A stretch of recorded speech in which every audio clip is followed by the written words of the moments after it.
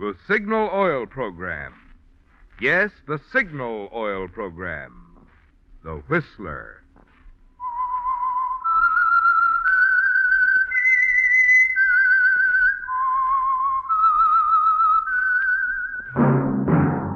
Yes, friends, that whistle is your signal for the Signal Oil Program, the Whistler. The mystery program that is unique among all mystery programs. Because even when you know who's guilty and you see his every move or know his complete plans, you always receive a startling surprise at the final curtain. In the Signal Oil Program, the Whistler.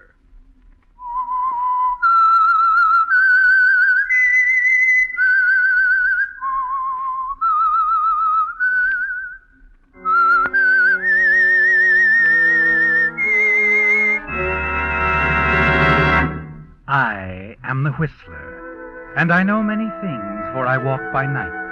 I know many strange tales hidden in the hearts of men and women who have stepped into the shadows. Yes, I know the nameless terrors of which they dare not speak. Yes, friends, it's the Whistler for tops in entertainment. And for tops in gasoline quality, it's Signal. It takes extra quality, you know, to give you extra mileage. And Signal is the famous Go Farther gasoline.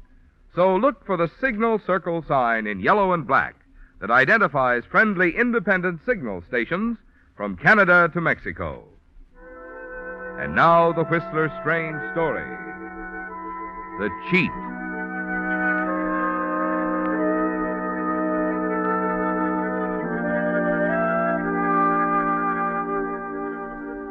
It seemed incongruous to James Matthews that he should be in Mexico City for 5 months, and yet know so little of the city except his office where he worked and the apartment where he and Rose lived.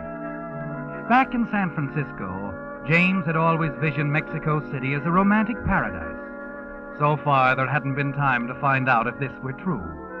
His life here was no different than it was back home. No different than it had been all the years being married to Rose. Dull, uninteresting years. And he'd ceased to think of her as anything but a meal ticket. A foolish little woman with money. Now, as he sat in the living room, he decided that this night was more than typical. It was a perfect example of his life with Rose.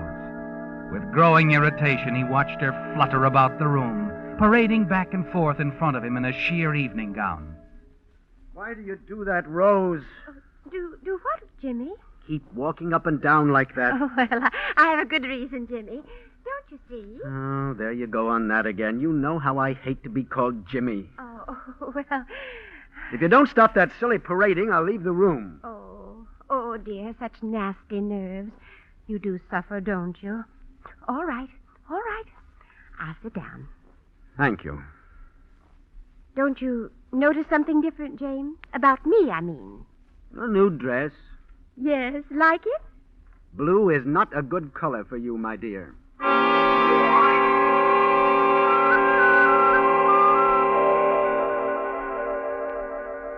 You watch the smile fade from her lips.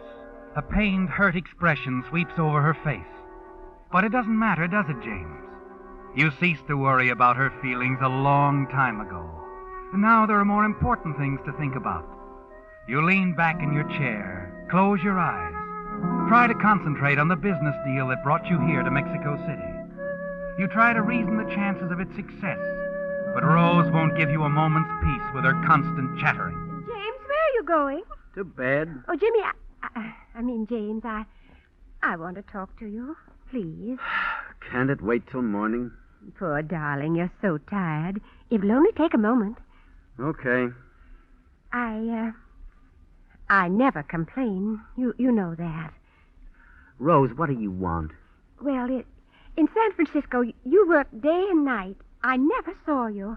Oh, I minded all right, but at least I had my friends to fall back on. Yes, get to the point. Why can't we go home? How many times must I tell you? This is not a vacation, this is a business trip. There are plenty of opportunities in San Francisco. Do you think it's everyone who gets a chance to develop a gold mine with Mallard Gunther? Oh, I know how much it means to you, dear, but If you want to go home, Rose, go. Oh, how would it look if you didn't come back with me? Then stay. And stare at four walls? If you'd only go out, meet people, find some new friends. Well, I try. Ugh, you and that inferiority complex. You're too shy, Rose. You said we'd be here only a month or so. My business is keeping me. Look, do you think I want to go on being dependent on your money? I wish I could believe you didn't. Well, I don't. And Gunther is my chance. I don't think he is, James. I'm convinced you won't make a cent out of this venture. If I really thought Now, wait a minute. If you're going to start questioning my business judgment, Mallard Gunther has made more money out of mining than any other man in Mexico. Mr. Gunther, yes, but what about his partners? I've never heard of any of them making money. That's because they weren't smart enough to have faith and stay with him. Because they went running off before the projects could develop, and that's one mistake I don't intend to make, Rose. So instead, you'll keep on putting more money into the mine. There won't be any need of putting any more into it. And besides, I don't want to talk about it anymore. Good night.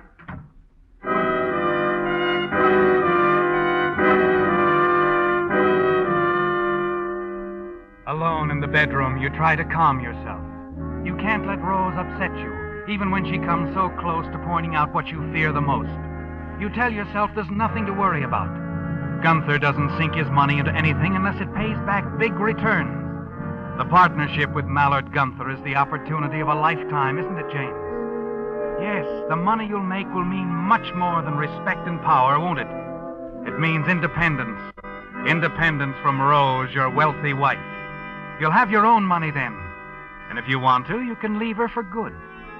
The following morning, you hurry to the office. Gunther's been out to the mine the past few days, and you expect him back. You wait all day, but he doesn't return. That evening, you close up the office, wander down the street. At the corner, you step into a small cafe.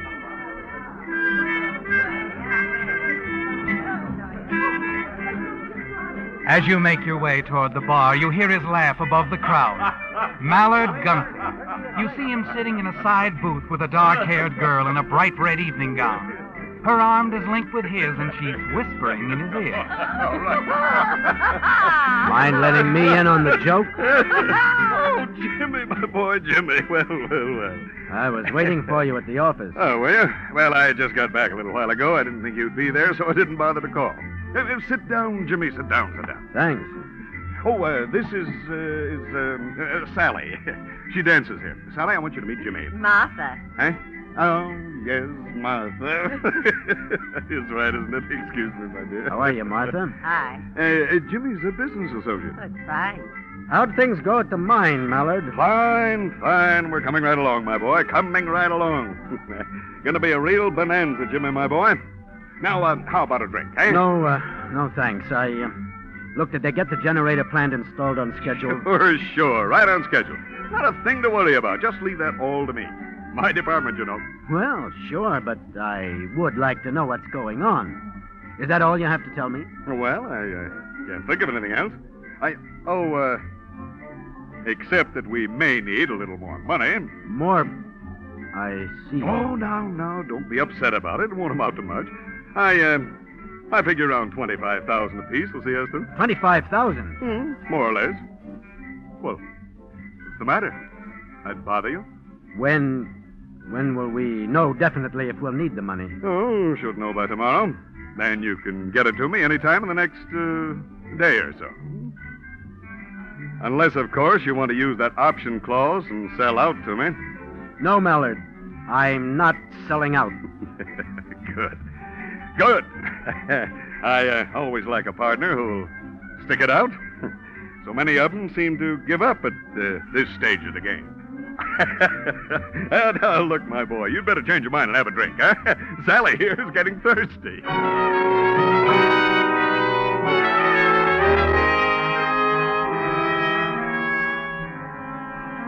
Well, there it is, James. The thought of having to spend another $25,000 disturbs you, doesn't it? But not nearly as much as the realization that Rose was right. The added money means nothing to Gunther. But unless you can match it, you'll be forced to sell out to him on his own terms. And you don't intend to do that, do you? No, you'll meet him at his own game with the help of Rose's money.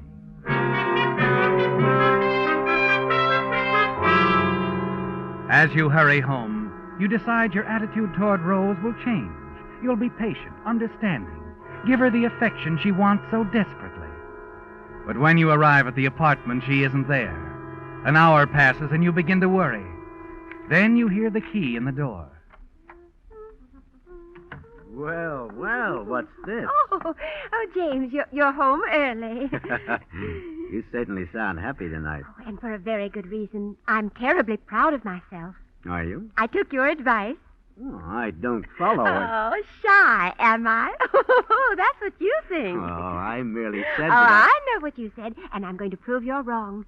Remember Juan Ortega? Seems I should. He's in the mining business, too. You introduced him to me when we first arrived. Oh, yes.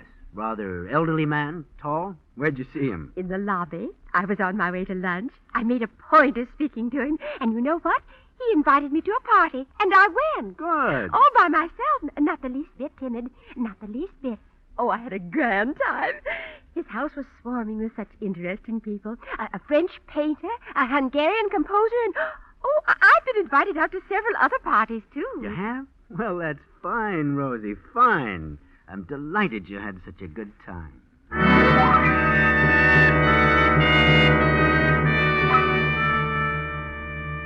You're vaguely disturbed with the way things have turned out, aren't you, James? But at least Rose will be kept busy with her new friends, and she'll stop talking about going back to San Francisco. You decide to seem pleased with her new interests, and the next day you wait for Gunther in your office, hoping he'll bring you the good news that you won't have to invest an additional $25,000. The day seems endless, and then finally Gunther arrives. Well, Jimmy, my boy. Jimmy, we're close to one of the biggest strikes in the history of Mexico. That's what I like to hear, Mallard. I can pick 'em, boy, can't I, eh? You sure can. But we will need the extra money. Huh? Oh, well, yes. I guess we'll have to drop a little more money into the venture, my boy. I see. How much did you say? Well, it's a little more than I figured last night. 35,000 each should do it. 35. Oh, yes, here. Here, check the papers yourself. All right. I'd like to know today what you decide, Jimmy. I can tell you now, Mallard. I'll deposit the money in the morning.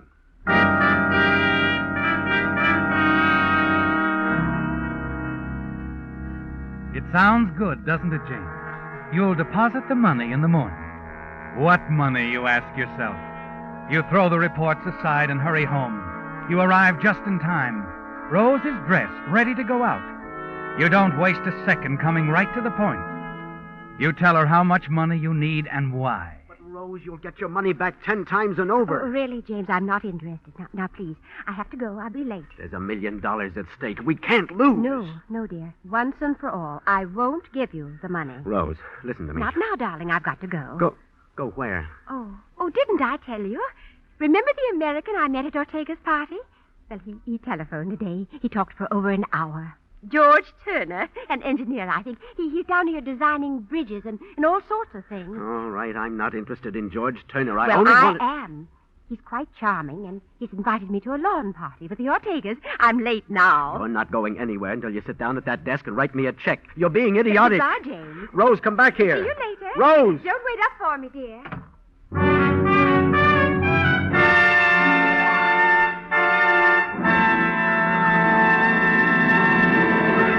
With the prologue of The Cheat, the Signal Oil Company brings you another strange story by The Whistler. At the beginning of this program, you heard me say, in gasoline, it takes extra quality to go farther, and Signal is the famous Go Farther gasoline. But just what does Signal mean by that word quality? Well, translated into driving language, gasoline quality means quicker starts, faster pickup, smoother power.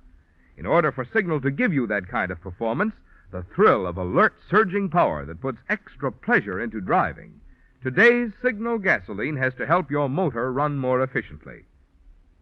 And when your motor runs more efficiently, naturally you also enjoy better mileage, proof of which you can see on your speedometer. That's why we're so proud of Signal's good mileage. And it's why we say, to be sure of the tops in gasoline quality, there are just two things to remember. One, it takes extra quality to go farther.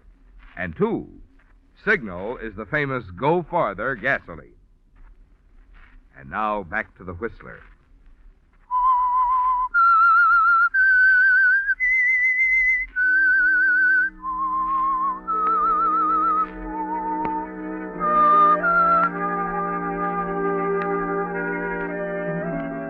It's infuriating, isn't it, James?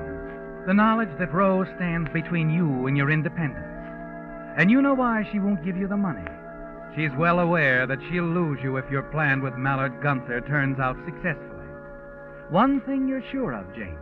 You have to be clever now, patient, if you expect to get the money from Rose. The next afternoon, you approach Gunther. Oh, Jimmy, I was about to send for you. You sort of forgot something, didn't you? You mean the money, of course. No, I want to speak to you about it. Something's come up. I'll need more time. Sure, Jimmy, sure. You don't have to say another word. It's simply that I have to turn one of my investments into some cash. Take all the time you need, my boy. I understand. Well, thanks, Mallard. Now, let's say we give you about 3 days. 3 days? Why, you should know I'm easy to do business with, Jimmy. Yeah. Thanks again.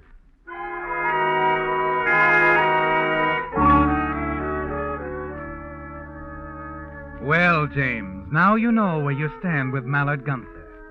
Yes, with everything going so well, he isn't worrying about you. The squeeze is on, and to remain his partner, you must get that money from Rose, and soon. You'll have to play the loving, attentive husband, won't you, James?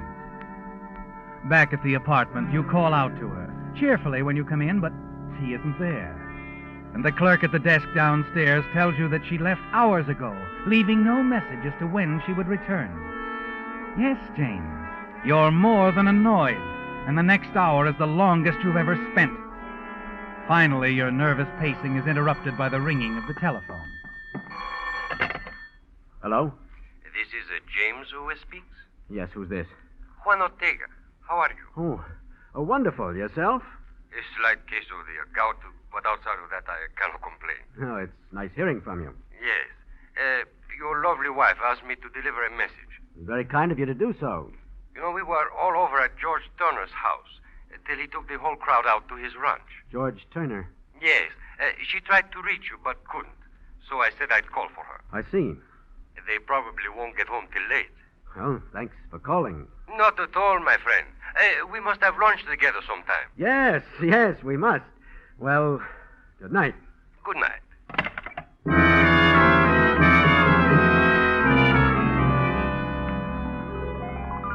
It's frustrating, isn't it, James? You're ready to give in to Rose, and she isn't even around. And the next day and the next, it's no different.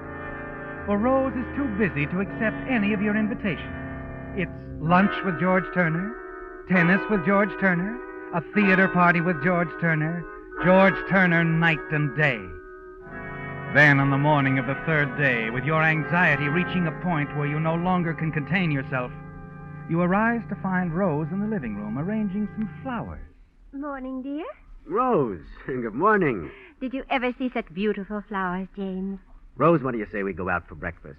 Drive into the mountains. So sweet of George to send him. Isn't he thoughtful, James? You didn't answer my question, dear. I've never met anyone like George Turner. Oh, he's grand, absolutely grand. Rose, aren't you listening to me? Breakfast anywhere is impossible. Oh, I have to shop for a new dress. Well, we'll make it for dinner then. I can't. I'm going to a party tonight. Rose, this is... Well, it's ridiculous. It's getting out of hand. I won't stand for it. Now, James, really? Isn't it a little late for all that? Rose, come back here. I'm sorry, dear. I said I had to go shopping. You stand there motionless, bewildered to the point of wanting to smash everything in sight. The tension is almost more than you can stand, and you lean on the desk to support yourself. Then you happen to look down. Notice Rose's calendar. You start to turn away and then glance at it again. Only one line has writing on it. You read it carefully. George, cocktails here, 5 o'clock. You read it again. So George Turner is coming here to your apartment. You stiffen, then turn suddenly and hurry out. The rest of the day seems unreal, doesn't it, James? Though you've made up your mind what you must do, it doesn't seem like it's really you who is carrying out the necessary preparations. You must figure out a way to get Rose's signature on a check for Gunther. And then you've got to make certain that she doesn't stop payment. Early that afternoon, you take the first step to ensure the success of all your plans. Si, senor. May I help you? Some flowers for someone? Yes, I want a corsage of orchids. Si, senor. Do you wish a card? Yes. And write this, will you? Till 5 tonight, love. Sign it GT. And I'll take them with me. Si, senor. Si.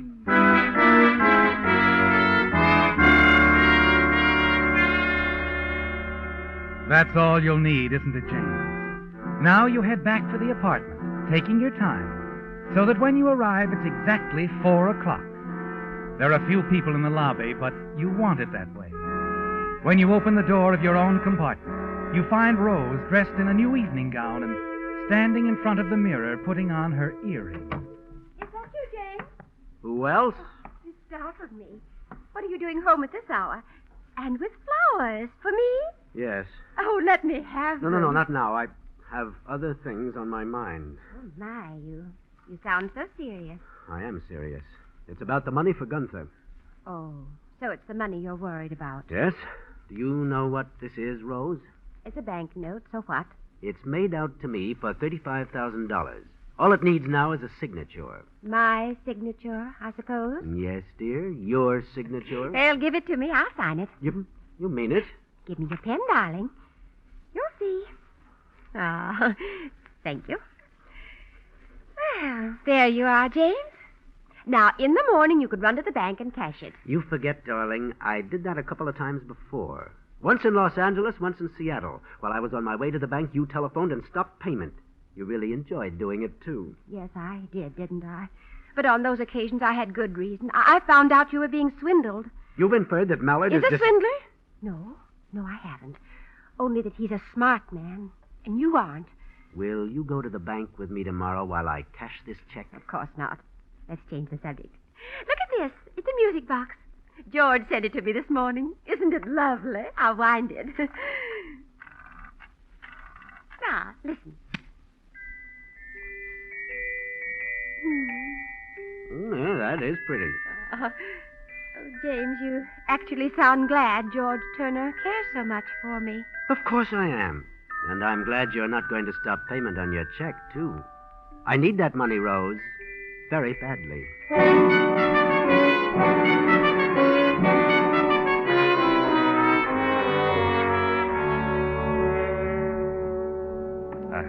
Something I can do for you, Senor Matthews? I just want to use the house phone here. Surely. This is Mr. Matthews. Will you give me my apartment, please? Hello, Rose? No, I'm downstairs. I forgot to tell you, if you want to reach me, I'll be working at the office late. No, I won't. What? Oh, the clerk. Yes, I'll tell him. Goodbye, dear. Ramos. Si, Senor Matthews? My wife's expecting a friend at 5. You can send him up without ringing. Muy bien, senor.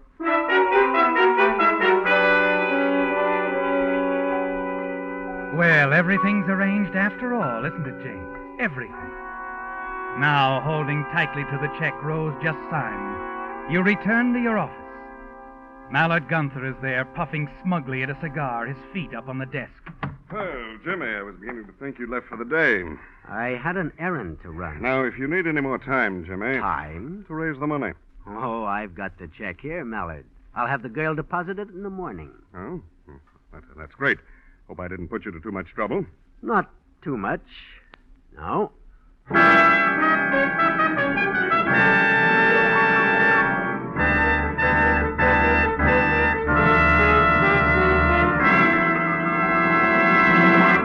The Whistler will return in just a moment with a strange ending to tonight's story.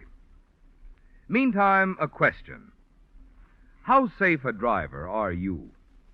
Well, regardless of how many safety rules you observe, you're still taking big chances if you're driving on wet, slippery pavement with smooth, tread-bare tires. What's more, safe new tires now cost much less than you'd expect, thanks to the generous trade-in that signal dealers are offering on nationally advertised Lee of Conshohocken tires. And when I say Lee, you know that for over 40 years there has been no tire finer. The new Lee Super Deluxe tire, for instance, has an extra wide 8-rib tread that is not only flatter, but contains lots more rubber. As a result, you enjoy far quicker stopping and greater non-skid protection, plus amazingly long wear. You can imagine how superior this tire is when Lee backs it with 2 guarantees, a 15-month road hazard guarantee, plus lifetime guarantee against defects. So play safe with your life and the lives of those who ride with you. Ask your Signal dealer now how little it will cost you to replace those smooth, dangerous old tires with today's outstanding new tire by the 8-rib Lee Super Deluxe tire. And now, back to the Whistler.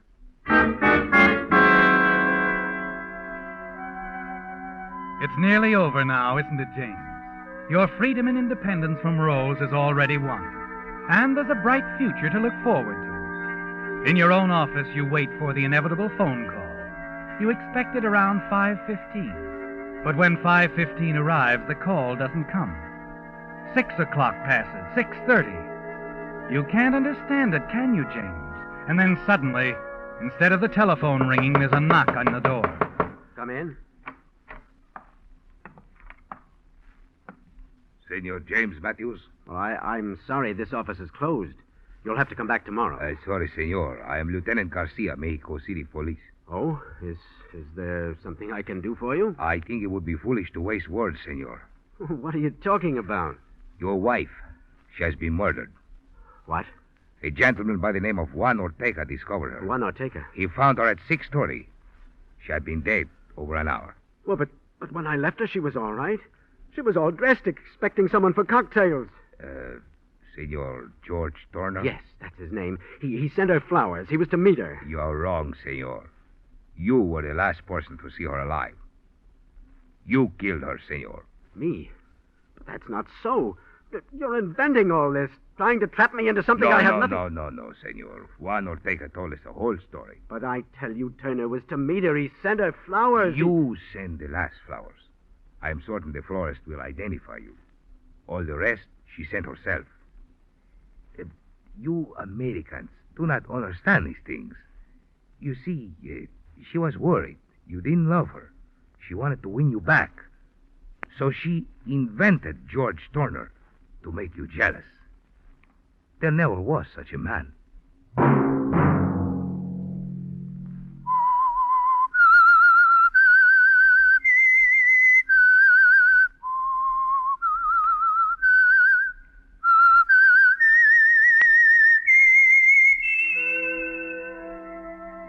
Let that whistle be your signal for the Signal Oil program, The Whistler. Each Sunday night at this same time, brought to you by the Signal Oil Company, marketers of Signal gasoline and motor oil and fine quality automotive accessories. Signal has asked me to remind you, to get the most driving pleasure, drive at sensible speeds, be courteous, and obey traffic regulations. It may save a life, possibly your own.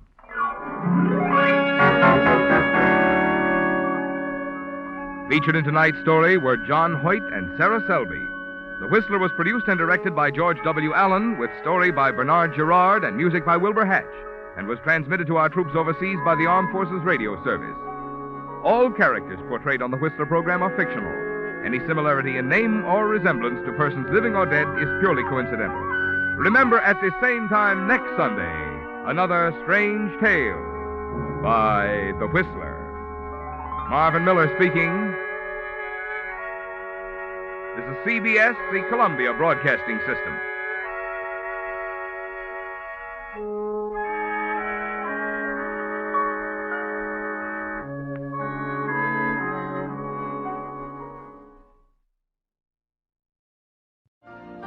You've been listening to the OTR Gold Network. Find more classic radio at otrgold.com.